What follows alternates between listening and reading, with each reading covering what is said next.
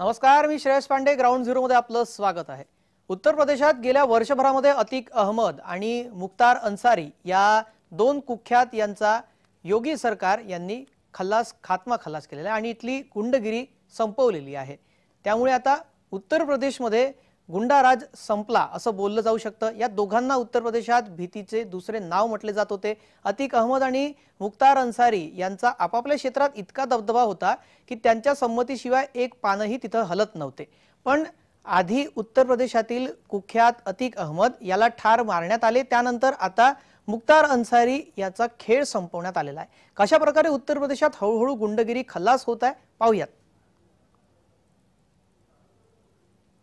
दक्षिण उत्तर प्रदेश म्हणजे प्रयागराज आणि आसपासच्या भागामध्ये अतिक अहमदचा बराच प्रभाव होता. तर पूर्वांचलमध्ये मुख्तार अन्सारीच्या सूचनेनुसार प्रत्येक काम केले जात होते. मात्र यूपीमध्ये सरकार बदलल्यानंतर आता दोघेही संपुष्टात आलेले आहेत. गेल्या वर्षी अतिक अहमद याला रुग्णालयामध्ये नेत असताना गोळ्या लागलेल्या होत्या. तर तुरुंगात असलेल्या मुख्तार अन्सारी याची प्रकृती खालावल्याने रुग्णालयात उपचारादरम्यान त्याचा मृत्यू झाला. कुख्यात गुंड ते नेता बनलेल्या मुख्तार अन्सारीचा गुरुवारी उत्तर प्रदेशातील बांदा येथे पोटदुखीनंतर हृदयविकाराचा झटका येऊन मृत्यू झाला. 60 वर्षाच्या मुख्तार अन्सारीने बांदा तुरुंगात रोजा सोडला. त्यानंतर त्याची तब्येत बिघडली. बेशुद्ध झाल्यानंतर डॉक्टर बांदा तुरुंगात पोहोचले. त्यानंतर त्याला बांदा तुरुंगातून रुग्णालयामध्ये नेण्यात आलं. तिथे उपचारादरम्यान त्याचा मृत्यू झाला.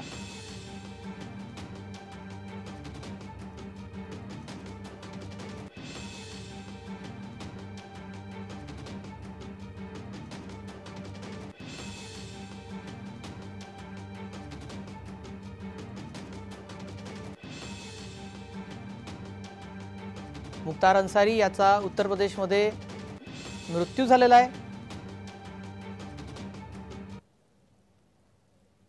दक्षिण उत्तर प्रदेश आणि प्रयागराज आसपासच्या भागामध्ये अतिक अहमद याचा प्रभाव होता. तर पूर्वांचलमध्ये मुख्तार अन्सारीचा प्रभाव होता आणि या ठिकाणी या दोघांचाच राज होता. त्यांच्या सूचनेनुसार इथं कामं व्हायचे. मात्र सरकार बदलल्यानंतर दोघंही आता संपुष्टात आलेले पाहायला मिळत आहेत.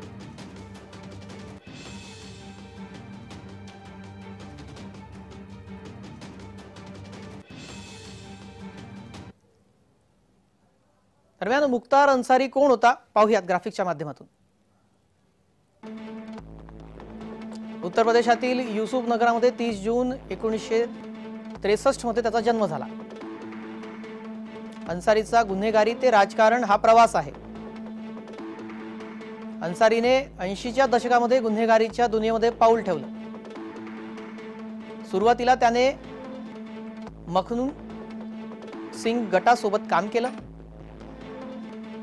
त्यानंतर अन्सारीने 90च्या दशकापर्यंत गुन्हेगारी जगतामध्ये स्थान बनवण्यासाठी प्रयत्न केले.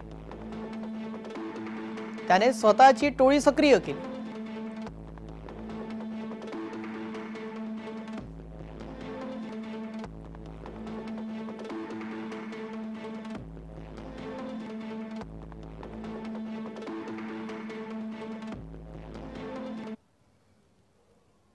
मुख्तारला सुरुवातीपासूनच लवकरात लवकर यशाच्या शिखरावर जायचं होतं. त्यासाठी त्याने गुन्हेगारीचा मार्ग निवडला.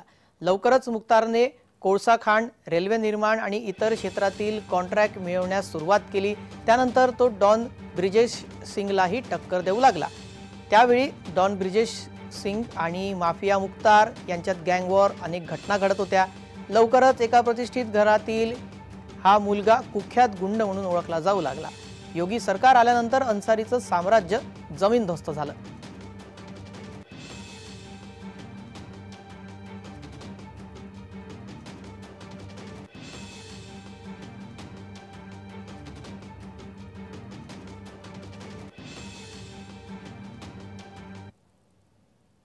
मुख्तार अन्सारीचं कुटुंब एक प्रतिष्ठित राजकीय कुटुंब होतं. त्याचे आजोबा मुख्तार अहमद अन्सारी यांनी महात्मा गांधी यांच्यासोबत देशाच्या स्वतंत्र लढ्यामध्ये सहभाग घेतला होता. 1926-27 मध्ये ते काँग्रेस अध्यक्षही होते. मुख्तारच्या आईचे वडील ब्रिगेडियर मोहम्मद उस्मान हे देखील 1947 मध्ये देशासाठी शहीद झाले. त्यांना मरणोपरांत महावीर चक्रानं सन्मानित करण्यात आलं होतं. तर मुख्तारचे वडील सुभान उल्लाह यांचीही गाझीपूरमध्ये खूप प्रतिष्ठा होती. राजकीय नेतेही त्यांचा सन्मान करायचे. मात्र मुख्तार अन्सारी हे कुख्यात गुंड म्हणून राजकारण असा त्या प्रवास या अन्सारीनं केला।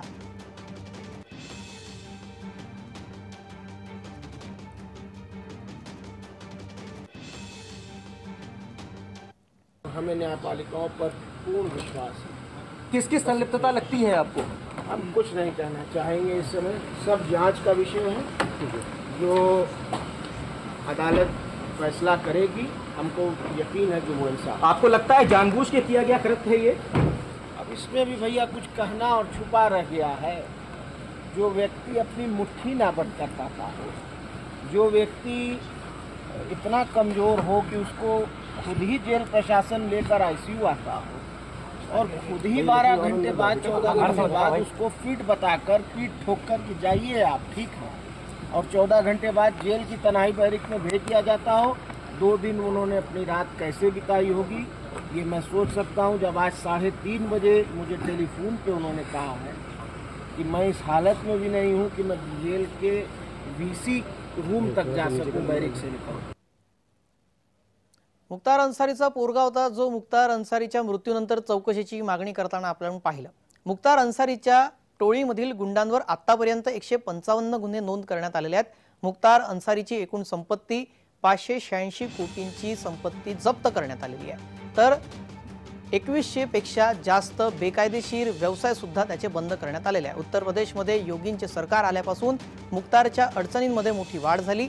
योगी सरकारकडून वारंवार त्याच्यावर कारवाया करण्यात येत होत्या। गेल्या काही वर्षात मुख्तारची जवळपास 605 कोटींची संपत्ती जप्त करण्यात आली होती।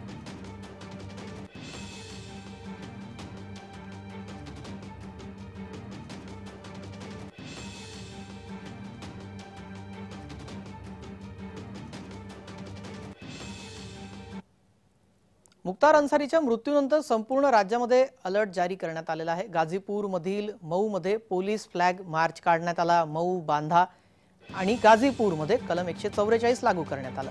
मेडिकल कॉलेज आणि बांधा कारागृहाबाहेर मोठ्या प्रमाणात पोलीस बंदोबस्त देखील तैनात करण्यात आला। मुख्तारचे कुटुंबीय त्याला भेटण्यासाठी वैद्यकीय महाविद्यालयात आले होते। फक्त अफजल अन्सारी याला भेटू शकला आणि उमर अन्सारीने मुख्तार अन्सारीला तुरुंगात मारण्याचे प्रयत्न होत असल्याचा गंभीर आरोप सुद्धा केला।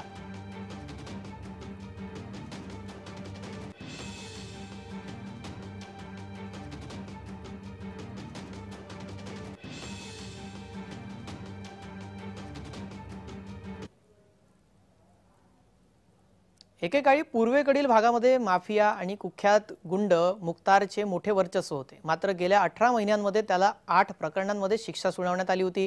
त्याच्यात 292 सहकाऱ्यांवर 160 गुन्हे दाखल करण्यात आले होते। एका माध्यमाच्या रिपोर्टनुसार त्याच्या 186 सहकाऱ्यांना योगी सरकारने तुरुंगात पाठवले होते। मुख्तारच्या एकूण उद्योगधंद्याचा विचार केला तर जवळपास 604 कोटींचा कारभार सरकारने उद्ध्वस्त केला होता। मुख्तार अन्सारीचे साम्राज्य नष्ट करण्यासाठी सरकारने सातत्याने मोठी पावले उचलली होती। मुख्तारची संपत्ती जप्त करण्यासाठी सरकारने 14(1) कलम अन्वये कारवाई सुद्धा केली।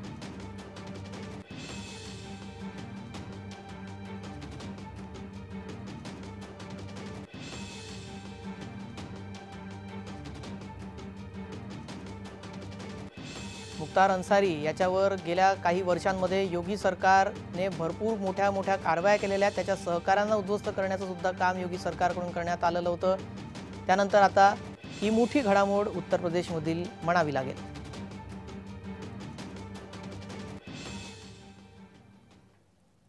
ग्राउंड झिरोमध्ये वेळ झाली एका विश्रांतीची, लगेच परत येतोय।